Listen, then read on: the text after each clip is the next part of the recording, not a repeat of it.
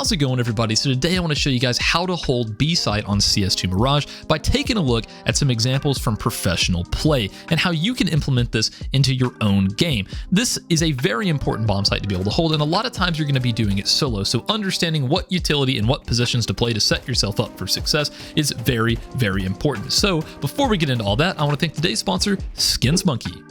So, SkinsMonkey is an automated CS2 trading site that provides an instant way for you to get new skins. All you have to do is select your old skins that you don't want anymore and then pick out some fresh ones to trade for. It's as easy as that. And right now you could get a free $5 if you use code TACTICS on the site. And finally, you could get up to a 35% deposit bonus when using my code. So thanks again to SkinsMonkey for sponsoring this video. Links in the description. So in my opinion, there are three major components to being a good B anchor. That's going to be utility, positioning, and knowing how to use both of those areas together in the right moments. And if you'll notice, I didn't mention raw aim or mechanical skill. And that's why we're going to be taking a look at Kerrigan as an example as to how to lock this site down. While he's not known for his mechanical prowess, he's arguably the greatest mind in the history of Counter-Strike, and he often solo anchors the B bomb site and is able to shut down world-class players while certainly not being on the same level as them mechanically. And since this is a utility-focused channel, we're going to take a look at the utility aspect of how Kerrigan plays this bomb site first. So when starting off at the beginning of the round, you're going to notice Kerrigan mollying off deep apps almost every single time. You can watch almost any other world-class B anchor, and they're going to be doing the exact same thing, and this is to prevent any sort of rush. And right as that molly's about to fade, Kerrigan's going to throw an HE deep into apps to catch anyone that may be getting any sort of funny ideas, just like Donk here. If Kerrigan's expecting a faster paced play, or maybe he's just planning on getting aggressive into apps, sometimes he'll throw the HE a little bit early. So now let's take a look at how Kerrigan is actually throwing this Molotov. It may look very simple, however, it is very easy to miss. Take it from an expert. So the best way to make sure that you're hitting it every time is you're gonna wanna get your back up against this box, and you're gonna position your camera to where you can just see this right window here. It's not that precise, but as a general rule of thumb, as you run up, just get to about here. And then what you're gonna do is you're gonna aim right along where this far left bar is intersecting with this cross beam up here in the top.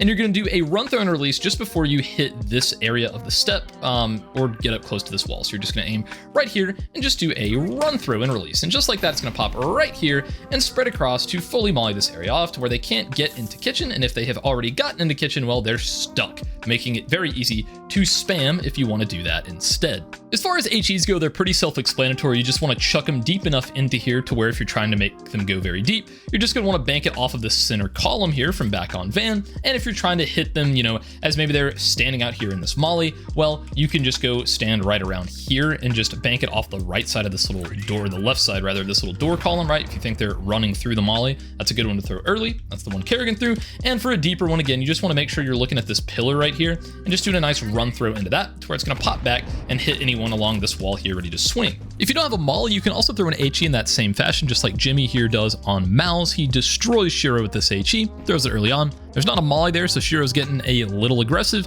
and definitely gets punished for that. And there are certainly times where you're not going to throw that early Molotov. In this situation, Kerrigan's actually going to set up for an early flash as his teammates push mid, but Liquid end up getting a little bit aggressive here, and he has to immediately burn his Molotov, and you can definitely tell it scares him a little bit here, so you can certainly see the dangers of not throwing that molly early. So if you were curious about that flash that Kerrigan was lining up, you can go anywhere around this area and do a simple jump throw towards the lower right-hand portion of this nice little foliage here, and that's going to pop all the way over this gap, and it's going to full blind anyone standing up here on close short without too much time to react. So if you have short players, they can swing and fight those players. The only issue with doing a simple jump throw is the fact that anyone up here on top mid, well, they're going to not be able to get fully blinded by that because of how far away it is. So a lot of times you'll see pros doing a run throw with that by going more, you know, kind of closer to this area right here and doing a nice run jump throw towards the middle of this shadow darker portion of the fern, just like this. And that's going to go a lot further up, and it's going to catch players that are further back just like this, although they do have way more time to react. And now let's go ahead and take a look at smoke grenades. This is going to be the most important piece of utility that you have. A lot of times in mid to low elo,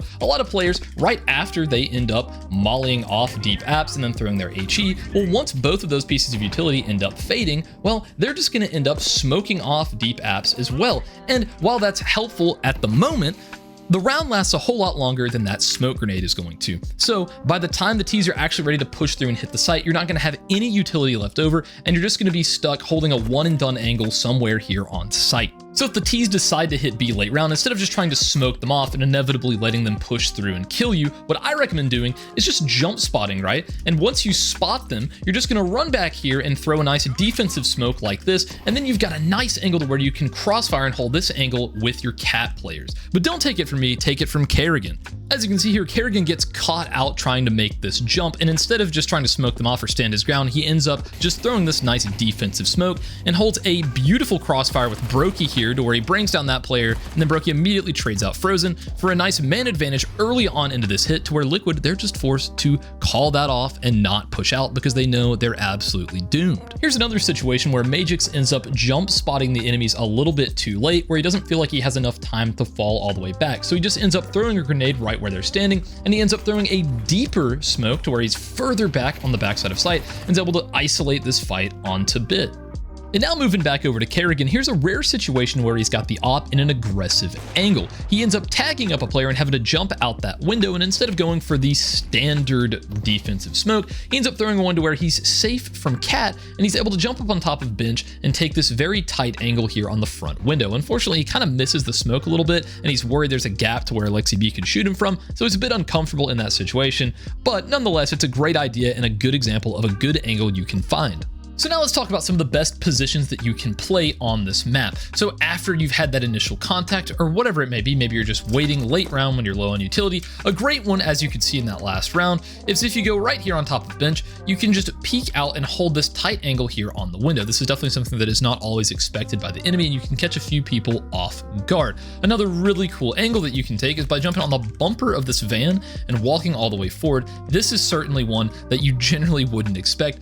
Kerrigan was even able to best Donk in a fair aim duel from this position because of how powerful it is. And here's another example of Kerrigan in an aggressive op angle. He quickly takes down Zontix and immediately runs back to that bumper position on the van to hold this with an op. He inevitably gets flashed off of this angle and then falls all the way back to this bench angle and holds it yet again, holding both of these angles in the same exact round.